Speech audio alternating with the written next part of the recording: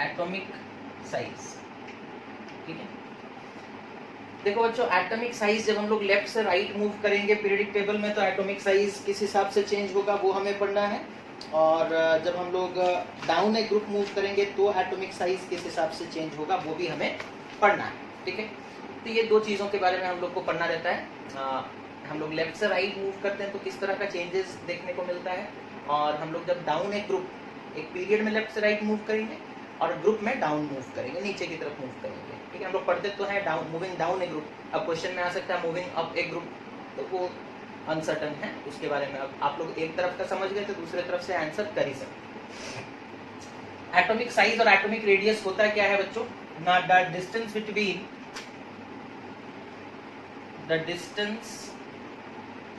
Between the center of the nucleus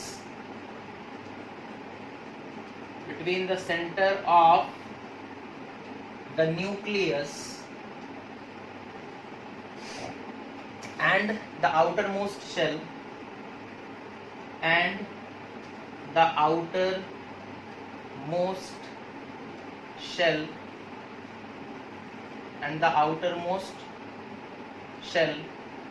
of an atom। ठीक है, जैसे मान लो यहाँ पर एक एटम का ऑर्बिट, हम लोग ऑर्बिटल स्ट्रक्चर यहाँ पर बना रहे हैं। ठीक है, सपोज ये कर लो न्यूक्लियस का सेंटर है ये। ठीक है, और ये सबसे बाहर वाला ऑर्बिट यहाँ से लेकर के यहाँ तक का जो डिस्टेंस है, ठीक है, इसे हम लोग एटॉमिक रेडियस भी कहते हैं, और एटॉमिक साइज भी कहते हैं। तो एटॉमिक साइज का मतलब होता है कि एटम का रेडियस, ठीक है, एटम का रेडियस। अच्छा, मेजर हम लोग किस में करते हैं ना, एटॉमिक रेडियस जो है वो मेजर किया जाता है, atomic radius is measured in nanometre और एंगस्ट्रॉम। ठीक है, तो इन दो यूनिट्स में मेजर किया जाता है, हालांकि एंगस्ट्रॉम जो है वो थोड़ा पुराना यूनिट है तो नैनोमीटर में हम लोग मेजर कर सकते हैं। ठीक है, ये हो गया, बट केमिस्ट्री के हिसाब से बच्चों वो एंगस्ट्रॉम को ही बोल रहा है कि इसी यूनिट में हम लोग मेजर करेंगे। ओके फाइन, तो एटॉमिक साइज क्या समझ में आ गया, एटम के सेंटर से लेकर के आउटर मोस्ट ऑर्बिट तक जो डिस्टेंस है, जो रेडियस है, उसी को एटॉमिक रेडियस हम लोग कहते हैं। ठीक है, अब हम लोग एग्जांपल्स लेंगे और देखेंगे ये किन किन चीजों पे डिपेंड करता है। ओके, सबसे पहला चीज कि एटॉमिक साइज कौन से चीजों पे डिपेंड करता है। ठीक है, देखो अगर सपोज कर लो एग्जांपल के साथ हम लोग समझते हैं, एटॉमिक साइज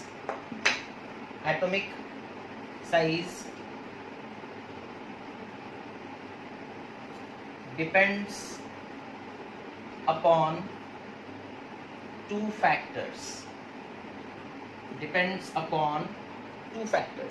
और वो फैक्टर्स क्या है बच्चों, पहला फैक्टर है न्यूक्लियर चार्ज।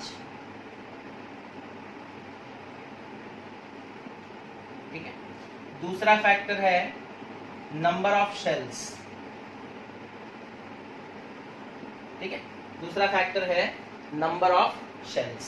ठीक है, अच्छा, न्यूक्लियर चार्ज वाला फैक्टर हम लोग कब कंसीडर करते हैं ना, जब हम लोग मूव करेंगे एक पीरियड में, मूविंग अक्रॉस ए पीरियड,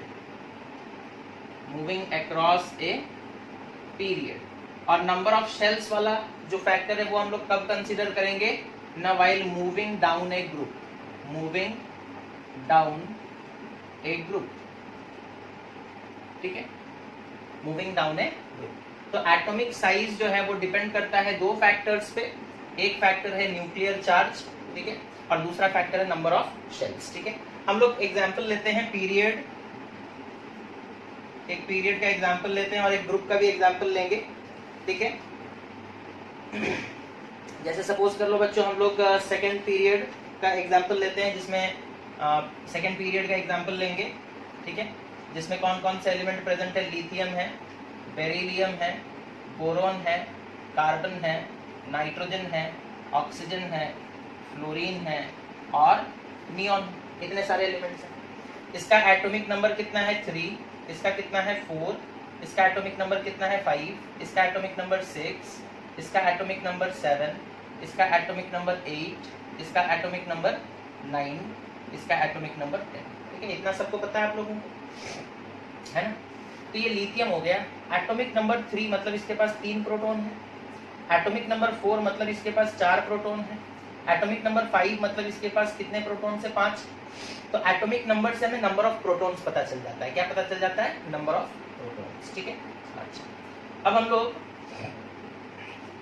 किसी 2 एलिमेंट का एग्जांपल लेते हैं। ठीक है, अच्छा, चलिए मान लीजिए हम लोग लिथियम और नाइट्रोजन का एग्जांपल लिए। हम लोग लेफ्ट से राइट मूव करेंगे तो देखेंगे क्या होगा। हम लोग लिथियम से नाइट्रोजन के पास जाएंगे तो देखेंगे एटॉमिक साइज बढ़ेगा या घटेगा। ठीक है, ओके, समझ में आ गया। हम लोग कहाँ से कहाँ मूव करेंगे? लिथियम से नाइट्रोजन तक। ठीक है, तो हम लोग 2 एलिमेंट को कंसीडर करेंगे, एक होगा लिथियम, दूसरा होगा नाइट्रोजन। ये ऊपर वाला पार्ट में मिटा दे रहा हूं। ठीक है,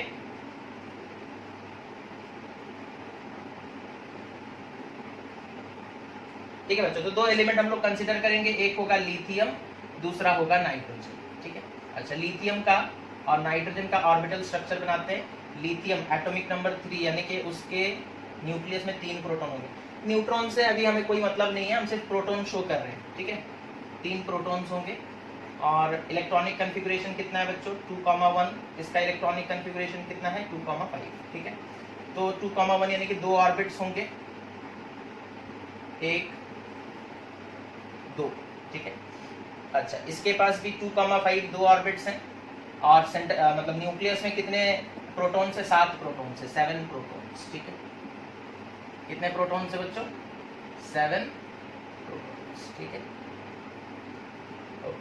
अच्छा, अब यहाँ पर 2 इलेक्ट्रॉन रख दिए और आउटर मोस्ट सेल में 1 इलेक्ट्रॉन रख दिए, यहाँ पर 2 इलेक्ट्रॉन रख दिए और आउटर मोस्ट सेल में 5 इलेक्ट्रॉन्स, 2 4 और 1 5। ठीक है, ये लिथियम का एटम है, ये नाइट्रोजन का एटम है।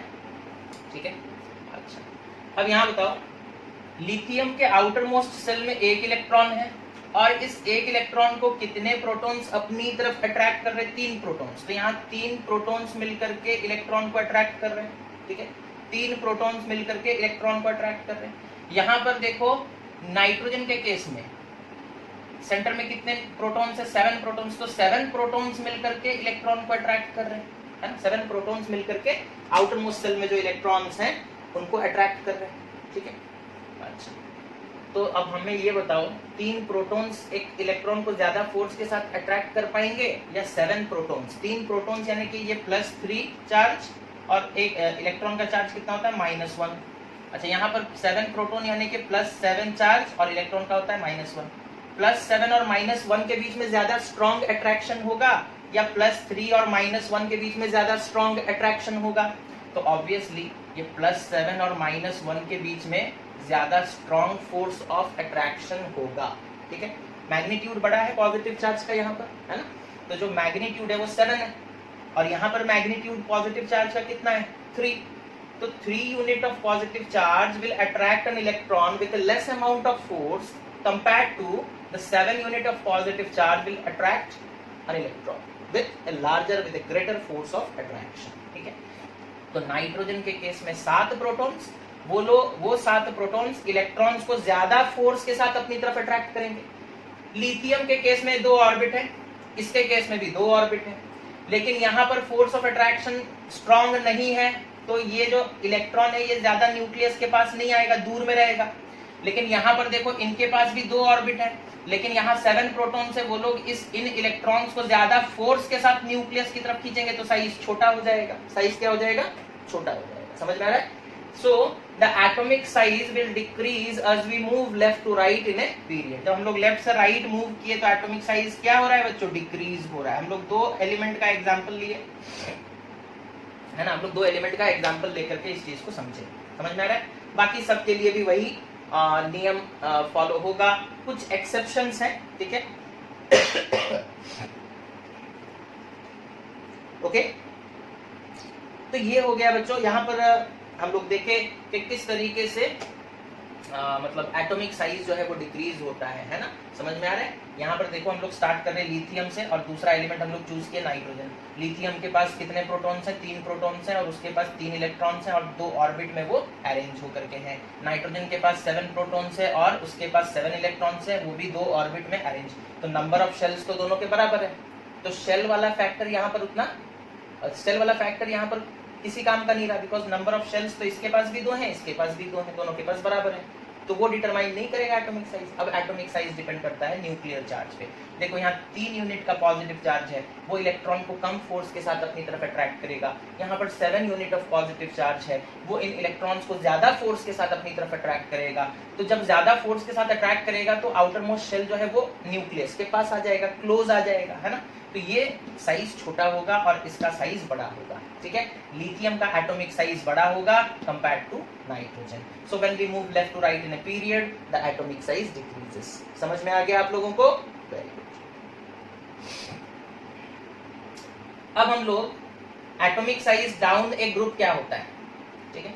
Atomic size down a group क्या होता है, ठीक है, उस चीज के बारे में हम लोग बात करेंगे। अच्छा, इससे क्वेश्चन कैसे पूछा जाता है, what happens to the atomic size when we move left to right और अक्रॉस ए पीरियड। ओके, तो तुम्हारा आंसर क्या होगा? as we move left to right, okay, across a period, the number of shells remain same, but the nuclear charge increases. Nuclear charge increase हो रहा है, इसके पास, इसके न्यूक्लियस में कितना चार्ज है? +3, इसके न्यूक्लियस में कितना चार्ज है?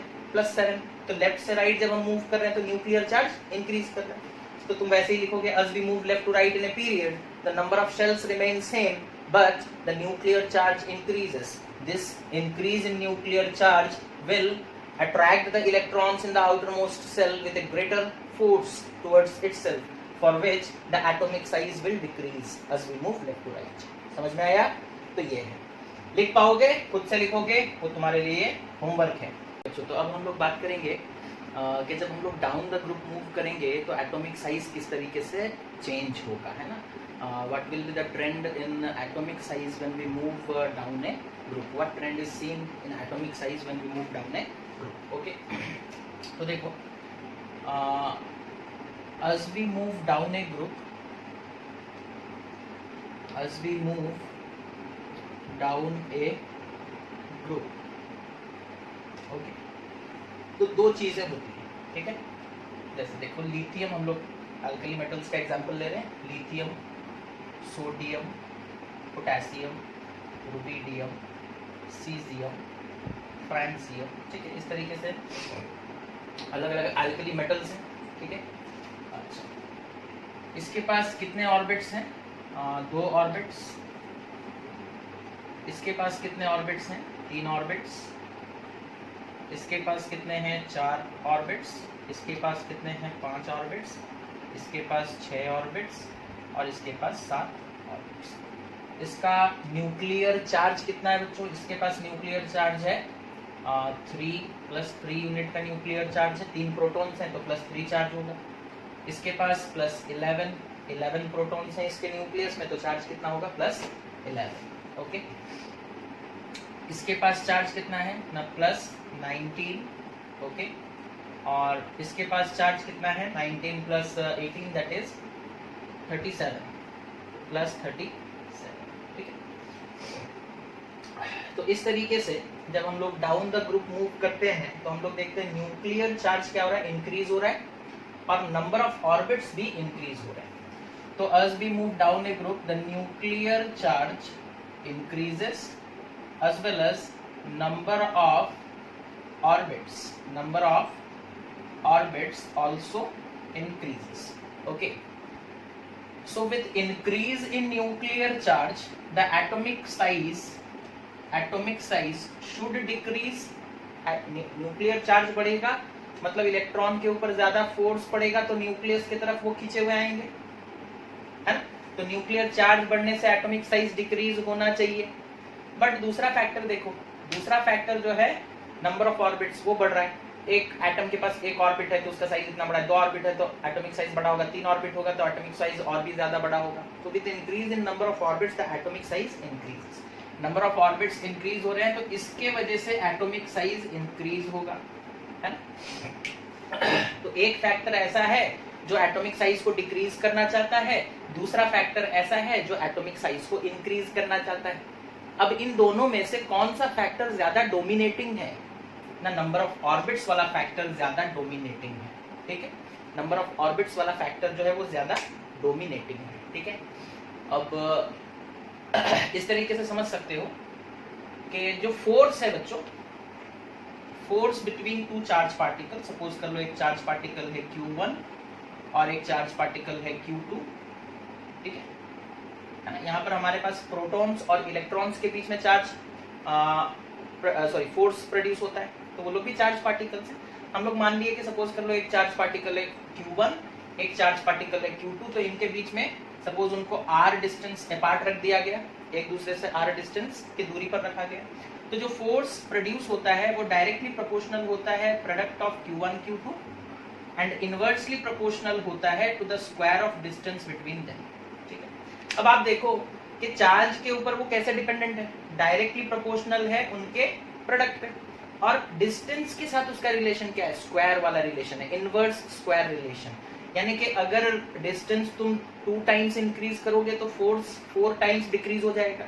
तो ये जो डिस्टेंस वाला फैक्टर है वो ज्यादा डोमिनेटिंग है, और ऑर्बिट्स बढ़ जाने से, नंबर ऑफ ऑर्बिट्स बढ़ जाने से डिस्टेंस बढ़ता है ना। जैसे हम लोग एग्जांपल ले लेते हैं ना, हम लोग एग्जांपल ले लेते हैं, किसका एग्जांपल ले लेते हैं? 2 एलिमेंट का एग्जांपल ले लेते हैं। सपोज कर लो हम लोग लिथियम और पोटेशियम को कंपेयर करेंगे, ठीक है। लिथियम और पोटेशियम को कंपेयर करेंगे तो लिथियम देखो, लिथियम के पास 2 ऑर्बिट्स हैं, ठीक है। पहले ऑर्बिट में 2 इलेक्ट्रॉन्स हैं, दूसरे ऑर्बिट में कितने? 1 इलेक्ट्रॉन। अच्छा, पोटेशियम का अगर हम लोग देखेंगे, पोटेशियम के पास 4 ऑर्बिट्स हैं। कितने ऑर्बिट्स हैं? 4 ऑर्बिट्स हैं। 4 ऑर्बिट्स, इसमें 2 इलेक्ट्रॉन, इसमें 8 इलेक्ट्रॉन्स, 2 4 6 8, इसमें भी कितने इलेक्ट्रॉन्स? 8 electrons, okay. और आउटर मोस्ट सेल में 1 इलेक्ट्रॉन। अब यहाँ देखो, जो इलेक्ट्रॉन है वो लिथियम के केस में जो इलेक्ट्रॉन है वो न्यूक्लियस से कम दूरी पर है, बिकॉज सिर्फ 2 ऑर्बिट है। लेकिन पोटेशियम में 4 ऑर्बिट हैं, जिसके वजह से इलेक्ट्रॉन न्यूक्लियस से बहुत ज्यादा दूरी पर है, ठीक है।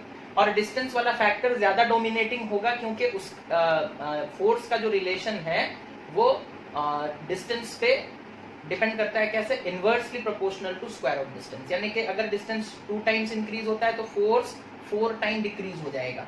तो ये जो इलेक्ट्रॉन है, ठीक है, वो उतना ज्यादा फोर्स उसके ऊपर नहीं एक्ट करेगा। अगर फोर्स कम एक्ट करेगा तो वो न्यूक्लियस की तरफ उतना मूव नहीं करेगा। तो अल्टीमेटली साइज क्या होगा? बड़ा होगा। तो as we move down a group, ठीक है, the nuclear charge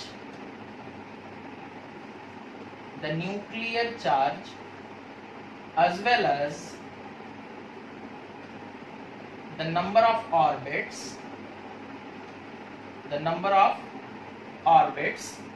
increases. The number of orbits increases, okay. But the increase in number of orbits dominates over the increase in nuclear charge.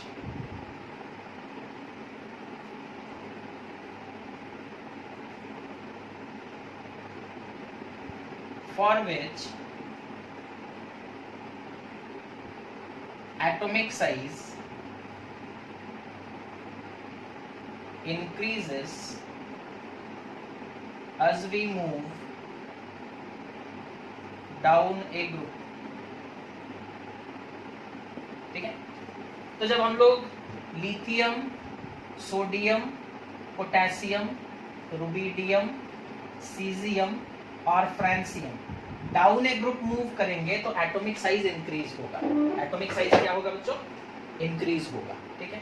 देखो, इसमें इस पूरे ग्रुप में सबसे छोटा होगा किसका साइज? लिथियम का। उससे बड़ा होगा कौन? सोडियम। उससे बड़ा पोटेशियम। उससे बड़ा रुबिडियम। उससे बड़ा सीजियम। उससे बड़ा फ्रांसियम। तो हम लोग इस तरीके से लिख सकते हैं कि atom increasing order of atomic size के हिसाब से लिखेंगे तो यहाँ पर lithium less than sodium less than potassium less than rubidium less than caesium less than francium. ठीक है, as we move down a group the atomic size increases, the atomic size increases। क्यों इंक्रीज करता है वो हम समझा दिए already कि डाउन ए ग्रुप जब मूव करेंगे न्यूक्लियर चार्ज बढ़ेगा और एटॉमिक जो नंबर ऑफ ऑर्बिट्स है वो भी बढ़ेंगे।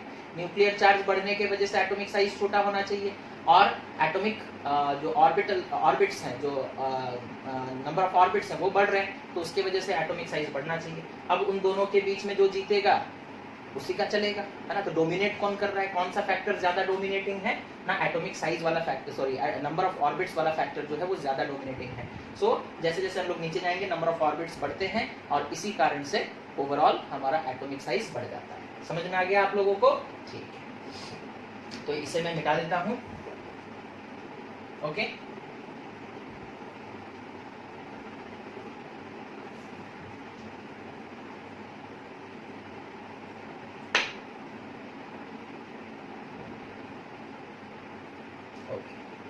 उसके बाद बच्चों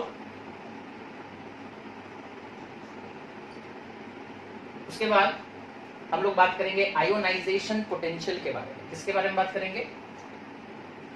ionization potential.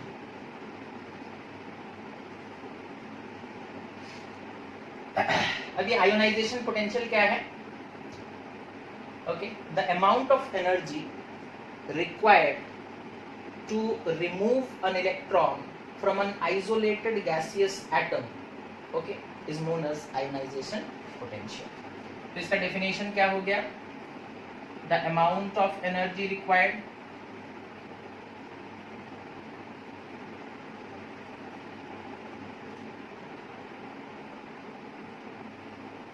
to remove an electron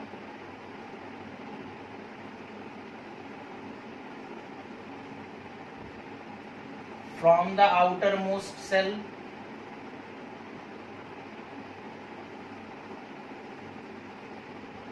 of an isolated gaseous atom। ठीक है, तो जैसे सपोज कर लीजिए कि हमारे पास सोडियम है, ठीक है, या फिर हम लोग हाँ सपोज कर लीजिए हमारे पास सोडियम, सेकंड थर्ड पीरियड से हम लोग एग्जांपल लेते हैं। सोडियम है, सोडियम के बाद आएगा मैग्नीशियम, मैग्नीशियम के बाद आएगा एल्यूमिनियम, एल्यूमिनियम के बाद आएगा सिलिकॉन। ठीक है, इस तरीके से हम लोग आगे बढ़ते जाएंगे। तो मतलब सोडियम आ गया, उसके बाद कौन है? मैग्नीशियम, उसके बाद एल्यूमिनियम, फिर सिलिकॉन, फिर फॉस्फोरस, फिर सल्फर, फिर क्लोरीन, फिर आर्गॉन। ठीक है, ये एलिमेंट्स है कौन से पीरियड के? Third period. ठीक है, एटॉमिक साइज को जब समझाया गया तो हम लोग एग्जांपल लिए थे सेकंड पीरियड से। अभी एक एग्जांपल ले लेते हैं थर्ड पीरियड से। ठीक है, ओके, अब हम लोग दो एलिमेंट्स को चूज करेंगे, लेफ्ट से राइट जब मूव करेंगे देखते हैं आयोनाइजेशन पोटेंशियल क्या होता है। ठीक है, सोडियम को हम चूज किए और सपोज कर लो हम लोग चूज करते हैं किसे? फॉस्फोरस को चूज करते हैं। ठीक है, आप चाहे तो क्लोरीन को भी चूज कर सकते हैं। ठीक है, चलिए क्लोरीन को ही चूज कर लेते हैं, कोई प्रॉब्लम नहीं, आप किसी दो एलिमेंट्स को चूज कर सकते हैं। जब हम लोग सोडियम से क्लोरीन की तरफ मूव करेंगे, we will move left to right in a period, what is going to happen, let us see. Okay, sodium का एटम का स्ट्रक्चर हम बना रहे, देखो सोडियम के एटम का स्ट्रक्चर बना लेते हैं यहाँ पर।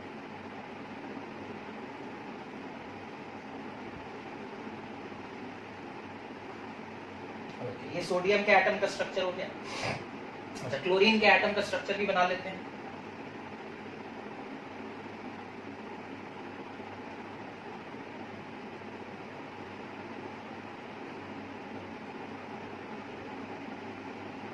तो यहाँ पे डायग्राम थोड़ा अच्छा नहीं बन पा रहा है बिकॉज हमें बैठ करके पढ़ाना पड़ रहा है, लिखने में थोड़ा दिक्कत है। ओके, ठीक है, इसके पास देखिए 11 प्रोटॉन्स हैं इसके पास कितने प्रोटॉन्स है? 17 प्रोटॉन्स है ना। कितने प्रोटॉन्स है इसके पास? 17 प्रोटॉन्स। और इसके पास कितने प्रोटॉन्स हैं? 11 प्रोटॉन्स। ठीक है। अब इसके आउटर मोस्ट सेल में 1 इलेक्ट्रॉन है, इसके आउटर मोस्ट सेल में 7 इलेक्ट्रॉन्स है। कितने इलेक्ट्रॉन्स हैं? 7 इलेक्ट्रॉन्स। ठीक है। अब इससे पहले जो टॉपिक हम लोग पढ़े थे एटॉमिक साइज के बारे में, अब आप बता सकते हैं लेफ्ट से राइट मूव करने से एटॉमिक साइज क्या होता है? छोटा हो जाता है, डिक्रीज हो जाता है। एटॉमिक साइज सोडियम का बड़ा है, क्लोरीन का छोटा है। ठीक है। तो यहाँ पर 11 प्रोटॉन्स मिल करके, और एटॉमिक साइज इसका बड़ा है ना, इसका जो एटॉमिक साइज है वो छोटा है। तो यहाँ डिस्टेंस ज्यादा है, यहाँ डिस्टेंस कम है। यहाँ 11 प्रोटॉन्स मिलकर के इस इलेक्ट्रॉन को अट्रैक्ट कर रहे हैं, यहाँ 17 प्रोटॉन्स मिलकर के इस इलेक्ट्रॉन को अट्रैक्ट कर रहे हैं। अब बताइए कहाँ पर फोर्स ऑफ अट्रैक्शन ज्यादा होगा? यहाँ 11 प्रोटॉन्स हैं, डिस्टेंस ज्यादा है, तो force of attraction in sodium will be less than force of attraction in chlorine. Chlorine में डिस्टेंस भी कम है और 17 प्रोटॉन्स मिलकर के अट्रैक्ट कर रहे हैं। यहाँ सिर्फ 11 प्रोटॉन्स हैं, यहाँ 17 प्रोटॉन्स मिलकर के इलेक्ट्रॉन को अट्रैक्ट कर रहे हैं। तो यहाँ अट्रैक्टिव फोर्स जो है वो ज्यादा होगा, है ना। अच्छा, तो force between the nucleus and electron in the outer most shell in case of sodium is less than that of chlorine. Chlorine के केस में जो न्यूक्लियस है वो इस इलेक्ट्रॉन को ज्यादा फोर्स के साथ पकड़ कर रखा है, ज्यादा फोर्स के साथ हेल्ड करके रखा है, बाउंड करके रखा है, बाइंड करके रखा है, सॉरी।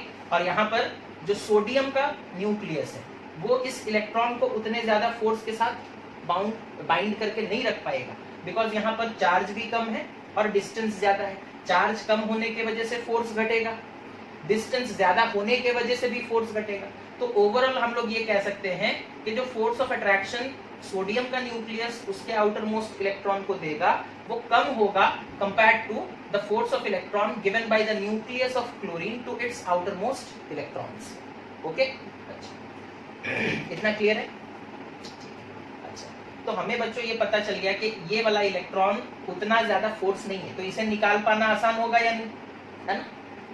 यहाँ पर जो इलेक्ट्रॉन है, ये जो इलेक्ट्रॉन्स हैं आउटर मोस्ट ऑर्बिट में, उनके ऊपर प्रोटॉन्स ज्यादा फोर्स ऑफ अट्रैक्शन डाला, तो इसे निकाल पाना डिफिकल्ट होगा, इसे निकाल पाना डिफिकल्ट होगा। और इसे निकाल पाना क्या होगा? इजी होगा, है ना, बिकॉज इस इलेक्ट्रॉन को न्यूक्लियस उतने ज्यादा फोर्स के साथ अट्रैक्ट नहीं कर रहा है, तो इसे निकाल पाना हमारे लिए कम एनर्जी देंगे, निकल जाएगा।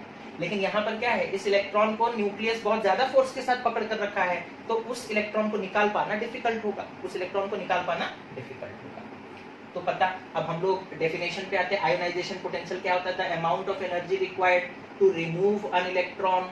एक इलेक्ट्रॉन को निकालने के लिए आउटर मोस्ट सेल से जितना एनर्जी लगता है उसे हम लोग कहते हैं आयोनाइजेशन पोटेंशियल। यहाँ पर कम एनर्जी लगेगा, यहाँ पर ज्यादा एनर्जी लगेगा, यानी कि इसका ionisation potential of sodium is less than ionization potential of chlorine होगा या नहीं?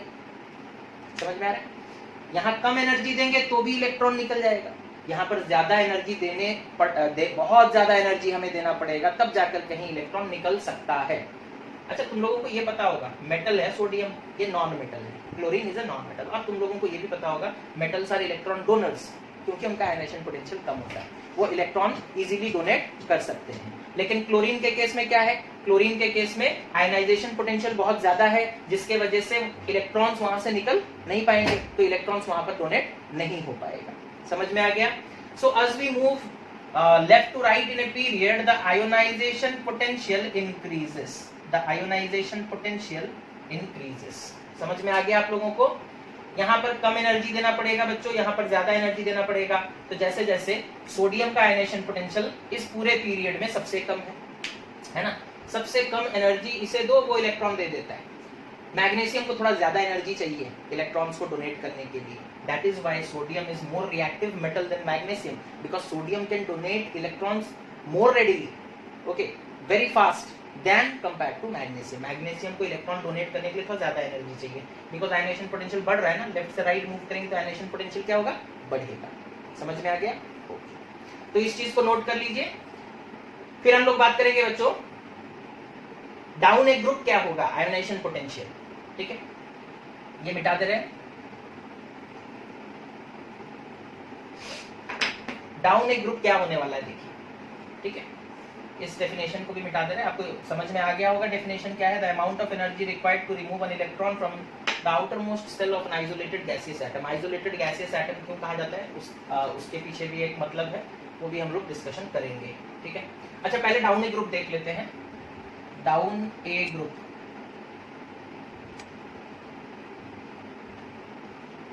ठीक है।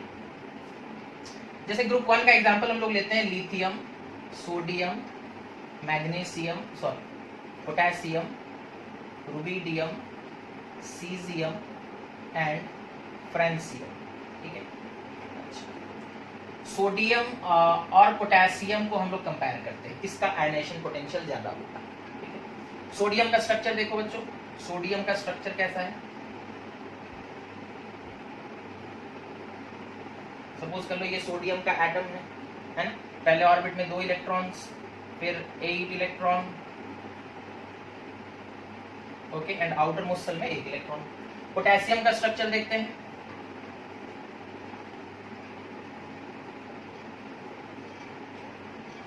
दो,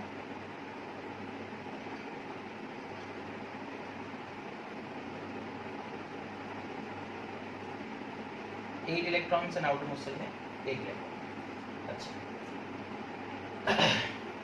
अब देखो, जब हम लोग सोडियम के बारे में बात करते हैं तो सोडियम का न्यूक्लियस इस इलेक्ट्रॉन को एक फोर्स ऑफ अट्रैक्शन के साथ बाइंड करके रखा होगा।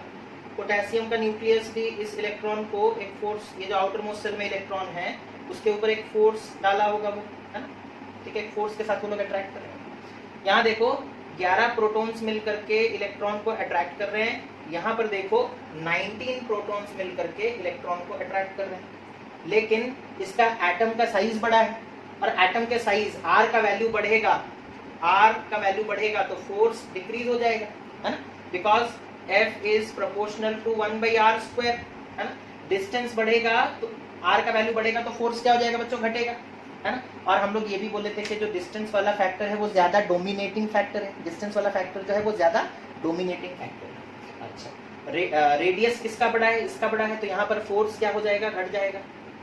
और यहाँ पर रेडियस छोटा है, इसका साइज छोटा है, तो यहाँ पर जो फोर्स होगा वो ज्यादा होगा, है ना। Force in case of sodium is greater than force in case of potassium. हम लोग ये कह सकते हैं force developed in case of sodium is greater than force developed in case of potassium. कह सकते हैं, कह सकते हैं, ऑब्वियसली कह सकते हैं। यहाँ डिस्टेंस ज्यादा है तो फोर्स घटेगा। यहाँ पर हम लोग ये बोल रहे हैं कि 19 प्रोटॉन्स हैं जो इलेक्ट्रॉन को अट्रैक्ट कर रहे हैं, यहाँ 11 प्रोटॉन है जो इलेक्ट्रॉन को अट्रैक्ट कर रहे हैं। तो न्यूक्लियर चार्ज के हिसाब से बच्चों अगर हम लोग देखते हैं तो ये यहाँ पर फोर्स ज्यादा होना चाहिए बिकॉज 19 प्रोटॉन्स हैं। लेकिन दूसरा फैक्टर फिर हम लोग देखेंगे, दूसरा फैक्टर डिस्टेंस वाला है, और डिस्टेंस वाला फैक्टर ज्यादा डोमिनेटिंग होता है, डिस्टेंस वाला फैक्टर जो है वो ज्यादा डोमिनेटिंग होता है, जिसकी वजह से होगा क्या, इसका फोर्स ओवरऑल घट जाएगा, और यहाँ पर फोर्स ऑफ अट्रैक्शन जो है न्यूक्लियस अपने आउटर मोस्ट सेल में जो इलेक्ट्रॉन है उसे ज्यादा फोर्स के साथ अट्रैक्ट करेगा। यहाँ पर जो फोर्स ऑफ अट्रैक्शन होगा इस इलेक्ट्रॉन पे वो कम होगा, ठीक है। तो यहाँ फोर्स कम है, यानी कि इस इलेक्ट्रॉन को निकालना ईजी है, इस इलेक्ट्रॉन को निकालना ईजी है। तो यहाँ पर इस इलेक्ट्रॉन को निकालना क्या है बच्चों, ईजी, और इस इलेक्ट्रॉन को निकालना क्या हो जाएगा, डिफिकल्ट। ये हम लोग कंपेयर कर रहे हैं सोडियम और पोटेशियम, ठीक है। तो जहां पर इजी है यहाँ कम एनर्जी लगेगा, है ना, तो ionization potential of potassium is less than, कम एनर्जी लगा, less than ionization potential of sodium. तो जब हम लोग डाउन ए ग्रुप मूव करेंगे आयोनाइजेशन पोटेंशियल क्या होगा, डिक्रीज होगा, है ना, ionization potential decreases, ionization potential decreases, okay, as we move down a group, ठीक है। तो आयोनाइजेशन पोटेंशियल क्या होगा बच्चों, डिक्रीज करेगा। सोडियम को इलेक्ट्रॉन डोनेट करना, ठीक है, पोटेशियम के कंपैरिजन में डिफिकल्ट होगा, है ना, पोटेशियम के कंपैरिजन में डिफिकल्ट होगा। तो सोडियम का आयनाइजेशन पोटेंशियल ज्यादा है, यहाँ ज्यादा एनर्जी देना पड़ेगा इलेक्ट्रॉन को रिमूव करने के लिए, और यहाँ पर कम एनर्जी देना पड़ेगा हमें इलेक्ट्रॉन को रिमूव करने के लिए। समझ में आ गया आप लोगों को। तो ये है बच्चों ionisation potential, how it changes when we move left to right in a period, और उसे हम लोग ऐसे भी बोलते हैं कि across a period, and what happens to ionization potential or how ionization potential varies when we move down a group. So this was the video where we covered two topics, that is changes or trends in atomic size and ionization potential as we move left to right in across a period or as we move down a group.